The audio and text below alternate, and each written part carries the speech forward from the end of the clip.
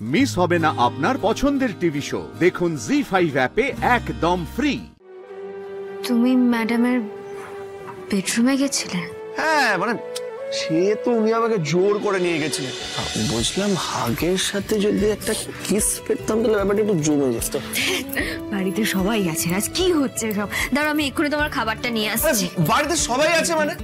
না না, মানে আমাদের মতো একটা রোমান্টিক কাপলের জন্য না এই বাড়িতে কোনো প্রাইভেট স্পেস নেই। এগুলো না, এগুলো ঠিক আমার ঠিক একদম ভালোই লাগছে না। মানে এটা কি জানো শ্রী, আজকে আমি ম্যাডামের বাড়িতে গেছিলাম।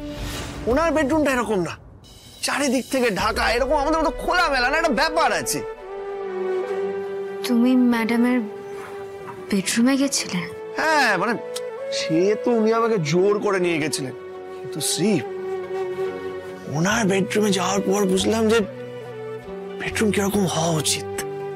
সুন্দর একটা আয়না, সুন্দর খাট, নরম বিছানা। দেখো শ্রী, একদিন আমাদেরও ওরকম বাড়ি হবে, ওরকম বেডরুম হবে, মিলিয়ে নিও।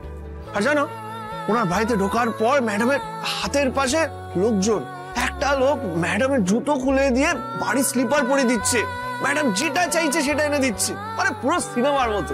কিন্তু রাজ, কেউ যদি এভাবে তোমার জুতো খুলে দেয় সেটা তো তোমার ভালো লাগবে না না শ্রী, তুমি না একটু অন্যভাবে ভাবো। ভাবো যে একটা লোক নিজের কাজ করছে, সেই কাজের জন্য টাকা পাচ্ছে, তার সংসার চলছে।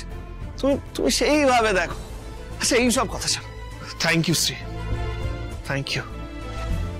তুমি বলেছিলে বলে আজকে আমি এই চাকরিটা করছি, নাহলে আজকেও আমি গ্যারেজের কাজ করতাম আর অ্যাপ বানানোর অলিক স্বপ্ন দেখতাম। কিন্তু এখন আমি ভেবে নিয়েছি, এখন আমি চাকরি করব, অনেক টাকা কামাবো শ্রী, অনেক টাকা। আমাদের সবার আরামের জীবন হবে, ম্যাডামের মতো একটা বাড়ি হবে, ওরকম একটা বেডরুম হবে, আর ওরকম একটা বেডরুমে চান করার পর আয়নার সামনে তুমি চুল আঁচড়াবে, আর আমি আমার নরম বিছানায় শুয়ে শুয়ে তোমাকে দেখে যাব। কি দৃশ্য! আর মা বাবার জন্য অনেকগুলো লোক থাকবে, মা বাবা যা হুকুম দেবে ওরা এইভাবে পালন করবে, বুঝেছো? চিনতে পারছি না তোমাকে। ম্যাডামের বাড়ি থেকে ফেরার পর তোমাকে খুব অচেনা লাগছে রাজ। এই রাজকে আমিও চিনতাম না শ্রী, কিন্তু এখন চিনছি। আর তোমার স্বপ্ন, তোমার আদর্শ, তোমার অ্যাপ, এই সব কিছুর কি হবে রাজ? না না, অ্যাপের কথা আমি আর ভাবছি না, অ্যাপ আর করব না। এইবার আমি চাকরি করবো শ্রী, তুমি যেভাবে বলেছো সেইভাবে চাকরি করব, অনেক অনেক টাকা কামাবো, কিছু করে দেখাবো। আর তারপর যারা এরকম অ্যাপ বানায় তাদের অ্যাপে ইনভেস্ট করব, বুঝেছো? এই গেঞ্জি বাড়িটা ছেড়ে যখন আমাদের ওরকম একটা বাড়ি হবে, সেদিন তুমি বুঝবে ব্যাপারটা কি। কিন্তু রাজ, এই ছোট্ট ঘরটাই কিন্তু আমাদের সুখের চাবিকাঠি। এর তুলনায় অনেক বড় বড় প্রাসাদও তুচ্ছ।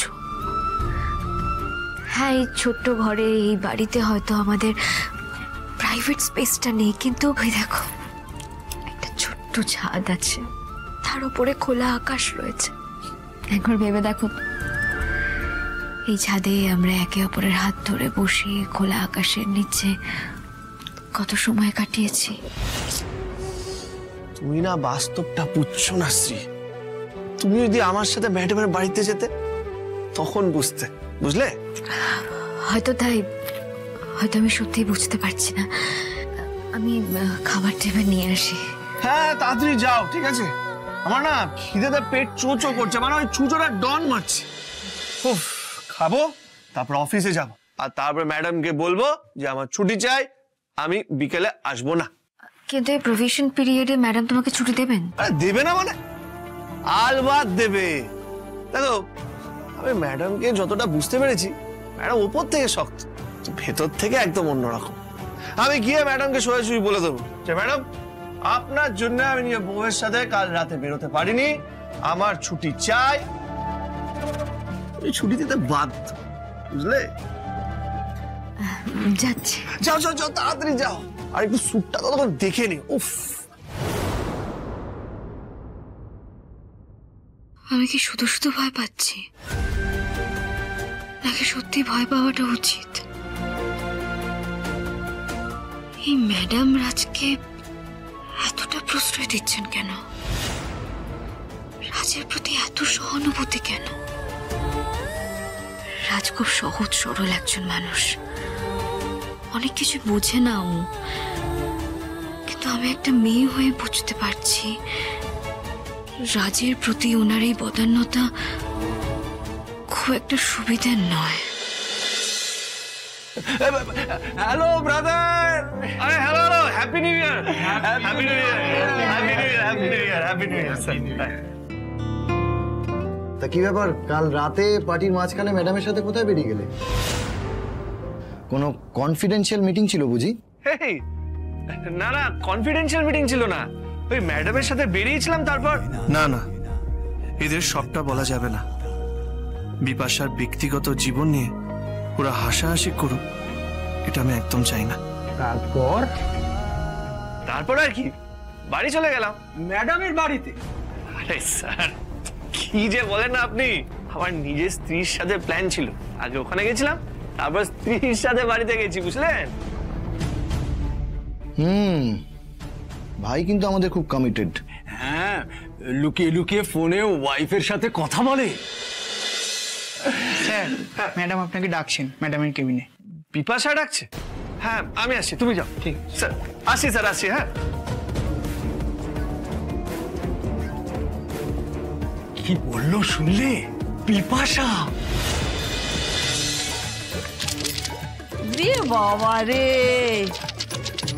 কি মিষ্টি মিউজিক গো বাবা, কি ঠান্ডা হাওয়া গো, এসিকে ফেল মেরে দিচ্ছে। এত ঠান্ডা হাওয়া গায়ে লাগিও না, তোমার আবার সর্দি আর জ্বরের ধাত আছে। মা, বলছি না, আমি কানা করিয়ে দেবো না কিন্তু, বলে দিচ্ছি একদম না। না না মা, আমি একটা অন্য জিনিস চাইতে এসেছি। তুই যে জিনিসই চাস না কেন, কান্নাকাটি করে কোনো লাভ নেই, কিচ্ছু পাবি না তুই, ব্যাস। আমার এই বৌমার জন্য কিন্তু এই করকরে নোটের গন্ধটা তুমি শুকতে পারছো। সেই বৌমার সাথে একটু ভালো করে কথা বললেন না? কি মানে তোমার মাথায় আসছে না তোমার? যে একটু ভালো করে কথা বলতে পারতে তো। কি চাইছে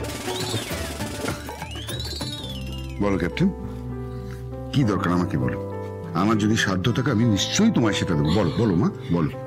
হ্যাঁ, আসলে রাজ অফিসে যাওয়ার আগে আমাকে বলে গেছিল যে ও আমাকে নিয়ে সিনেমা দেখতে যাবে। অফিস থেকে এসে আমাকে নিয়ে যাবে, কাজ সেরেই আসবে, তাই পারমিশন চাইছিলাম। এ তো ভালো খবর, এই জন্য পারমিশন আমার কি আছে? তোমরা নিশ্চিন্তে যাও, আমি বলছি নিশ্চিন্তে যাও। আর অফিসের কি হবে? জি5 ডাউনলোড করুন আর সব এপিসোড দেখুন একদম ফ্রি।